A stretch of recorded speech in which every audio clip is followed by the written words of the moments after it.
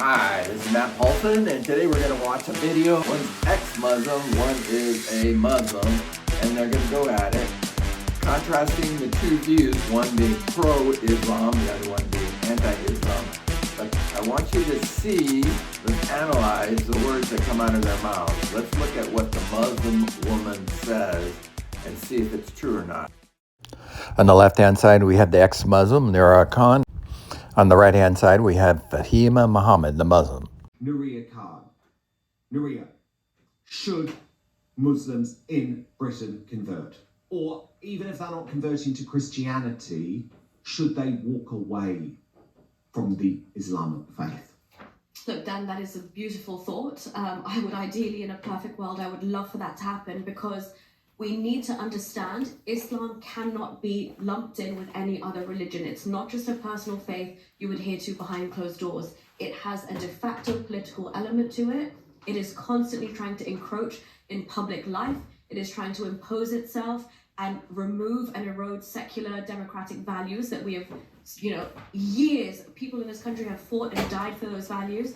So I would genuinely, and this is a compliment to you, Fahima, I'm very glad that you are the type of Muslim that you are, because if we can defang Islam and say, right, we'll get all the Ahmad Yaqubs and the Islamist mentality out of Islam, and it kind of, and it's funny because this is again what Muhammad said, that Islam started off as something small and maybe it will end as something weird and small. I really look forward to that day when it can just recoil and become something where you pray 5 times a day in your home or in the mosque. You're not shouting out of sermons to kill the Jews and, to throw gay people off the top of the highest tower and to, tell women to stay at home. So a defanged Islam, I think, would be something that if the UK government could acknowledge that this is a genuine threat, it's an ideology that's not benign, that would be the ideal. Well, firstly, that is not Islam. That is just cherry picking certain people, and I wouldn't call that Islam. I would call that red pill men. And the term red pill man comes from the Matrix movie, where a person takes a red pill and then all of a sudden he becomes awake, living in an ultimate new reality. I will call that men in general. That will come from all types of men. Walk away from the religion? No, not any religion, because that's not a democracy. No, but specifically Islam. Specifically Islam, absolutely. Like I said, it is definitely a faith that is part of the Abrahamic faith, which has actually got more in common than you realize. Again, you just want to choose what you want to choose. It's weird they have an Abrahamic faith when they got the wrong son in the test of Abraham. Islam says that Ishmael is in the test of Abraham instead of Isaac. And I listed 10 big major differences in theology between Judaism and Islam. You want to pick on what you want to pick, and you want to just also make it like as if your experience or your interpretation is the interpretation of us all. That's we have many the worst of creatures, does it? No, it has so much in common with them. At the end of the day, we have so much in common when it comes to Jews and Christianity, and especially Catholicism. So at the same time, I feel that in a democracy, we should have the autonomy to choose whether it's the clothing, whether it's the faith.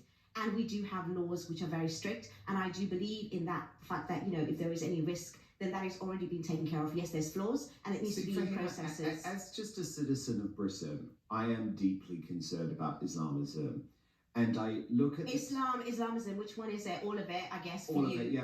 Exactly. Because I no point you sugarcoating it. Look at the terror attacks, okay, from 7/7 to Lee Rigby to Ariana Grande to London Bridge. So you want to collectively blame everyone for it? Well, I just keep thinking that actually our country would be much safer. No, it won't. Islam wasn't practiced. Actually, it's not. No, it won't. Because the thing is, it's only because when there is a Muslim or even shouts it. Why do these terror attacks keep taking place? Because that, again, is a false flag majority of the time. What do you mean?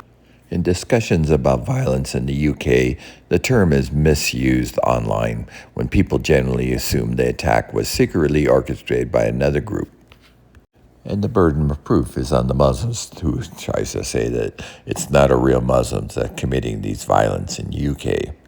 I do believe that these people are either put there with either some mental health problems or they have absolutely no clue about the religion itself and they're using it, just like how people will use the far right with the flags and they don't believe in it, or they even disband Christianity by doing that. That's exactly in every faith, like I said, okay? But we are not using it in the headlines. It will go on for weeks if it's a Muslim, okay? But we would never do that for any other. And they all come from some faith, they come from some background, but we never pick on that. Yes, of course. We never pick on that. Have you read the Quran? Several times. In English?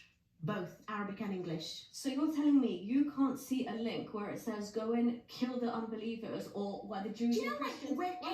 When the Jews and Christians are the worst of creatures, you don't understand why certain people are going around and targeting a specific kind of people or doing something. Well, that's why inspiration from those verses. Only extremists will take certain, quotes like you are and just roll with it without any understanding, context, jurisprudence, theology, and that's what it is. So any extremist can do that. Any extremist. Okay? We don't believe in extremism. Axel Rudikabana only decided to go and stab those 3 beautiful young girls at a Taylor Swift dance class once he had converted. Once he started reading Al-Qaeda training manuals. Al-Qaeda's got nothing to do with Islam. No does ISIS, no does any of these extremist groups. I'm sorry, they do not belong. Well, for him, you might want to tell them that because they are quoting they don't come and even attack the Muslims. They don't. They actually work. No, they actually attack Muslims more than outsiders. Most of these groups are actually attacking Muslims in Iraq and in Syria and Yemen and all of these places. They actually attack Muslims. So they're not from Islam. They will only attack Muslims if they think that Muslims are siding with the West, because they are so anti-Western, because they're gaining their inspiration. They are paid by the West a lot of times. They are paid by the West. This sounds to me like you are denying Islam as terrorism. They are. That's what I'm saying. No, you are. They are. You are denying it. Because go and tell that to David Amos's daughter. Oh, that's where you're coming in. At the end of the day, they are horrific and they do not belong in any faith or any religion. Flags. It is. It is. How? 100%. Because they are not Muslim. They shouldn't be. They are. That's what they say. How can you deny their Muslim experience? How can you Shamima Begum was radicalized in an East London mosque. It's an interpretation which is just taken out of context.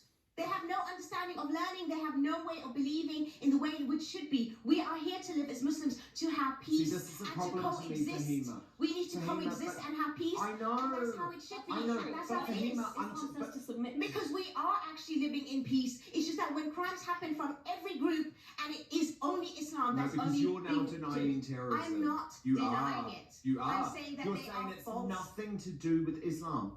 It's nothing to do with the mainstream Islam, no. So it's what to do with Islamic extremism? It's extremism, yes. So you do concede that, because previously you were saying they were false flags.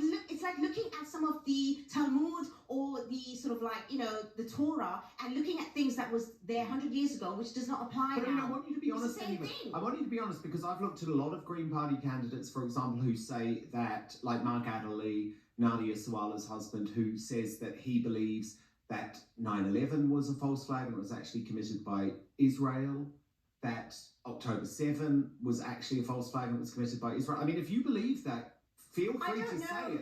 But I'm trying to work out what you're saying. I don't know who it is, but I don't think that these are real Muslims that are there for, the whole and the good, for what it should be. No true Scotsman fallacy. No, it's not true. No true Scotsman fallacy. So when they yell out, and this is a fact, it's a fact, when they yell out Allahu Akbar before blowing themselves up, it has nothing to do with Islam. We're not supposed to kill, and there's rules in law in for war and things like that. The Quran yes, says it go does. kill. No, so, again, it's context. It's context. Do you believe the Quran is timeless and applies to all times?